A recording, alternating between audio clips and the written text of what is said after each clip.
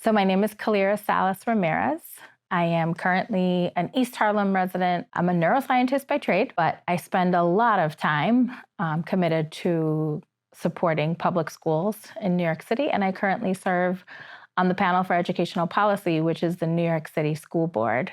So the source is an article about some amazing Black moms that were willing to sacrifice their child's education in order to make a broader statement about the kind of education children were getting in Harlem.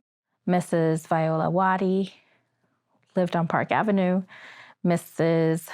Donald Ware, Isaac Prillo, as another father, but his wife was the one that stood up for her children, and Mae Mallory. A lot of these schools that are like literally in the neighborhood that I inhabit, which is in East Harlem. I teach at City College. I teach in CUNY. There's a West 139th Street location where Miss Dorothy Brown, which is one of the moms that boycotted, lives. And so again, this is my neighborhood. This is where I exist. This is where my children exist. This is where my students exist.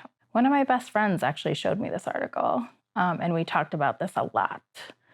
Her as a Black mom, me as a Puerto Rican mom of a Black child, really thinking about to what length we were willing to go for our children's education and for the things that we were willing to do. And so you have these revolutionary, radical mamas.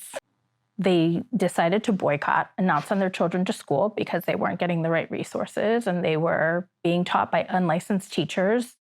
This is just the embodiment of what it looks like to exist in a world that models the Jim Crow era.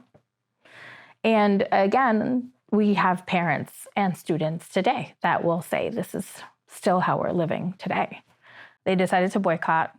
That triggered, of course, like what we would call today truancy, the line, we will go to jail and rot there if necessary, but our children will not go to, and then their schools are listed. The thing that a parent wants is for their child to be seen and for their child to feel safe.